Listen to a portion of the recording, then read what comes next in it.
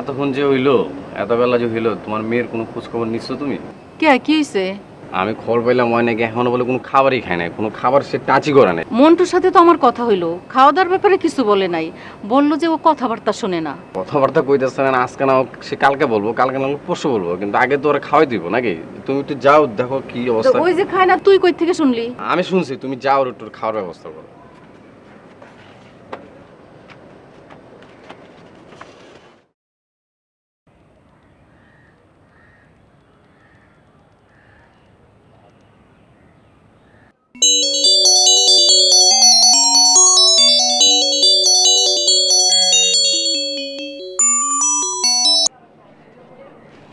Hello, ওই আমি Imran, receiver দে। তোর কত বড় কলজা রে? তোর কি গলা থেকে নিচ পর্যন্ত পুরাটা কলজা? তুই আমারে ফোন করলি কেমনে?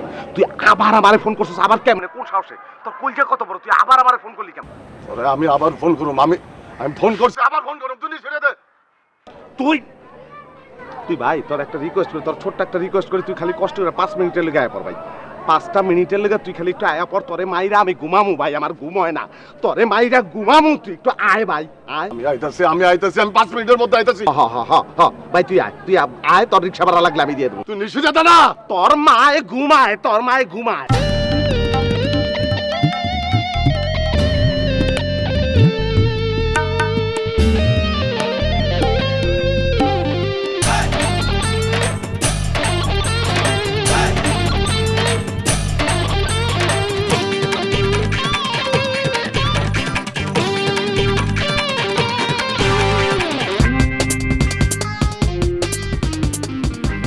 আপনার সমস্যা কি?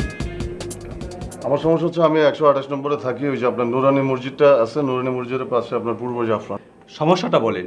ওই তো মানে, আর সমস্যাটা হচ্ছে আপনার এই যে 129 নম্বর ওয়ার্ডে একটা নাম্বার তো, কিন্তু সমস্যাটা বলেন। একটা মেয়ে কিডন্যাপ হয়েছে, আমি মামলা করতে আসছি। আপনি মেয়ের কি হন? মেয়ের কি হই, এক সময় অনেক কিছু হইতাম, এখন তেমন কিছু হই না।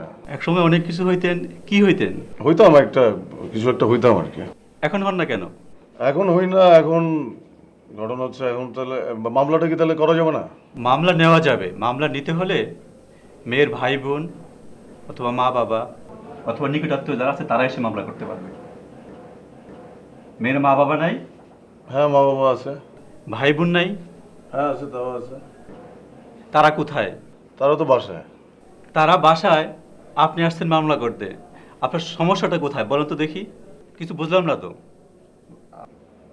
আমার টেনশন, আমার টেনশন, আমার তো তারা, আমার তো সে আমার আত্মীয়, নিকট আত্মীয়। তো কিরকম নিকটাত্মীয়? নিকট আত্মীয়, আমি 128 নম্বরে থাকি, ওরা 129 নম্বরে থাকে, এটাই তো নিকট আত্মীয়। এখন আপনি মামলাটা মানে কিভাবে নেবেন এটা বলেন আপনি।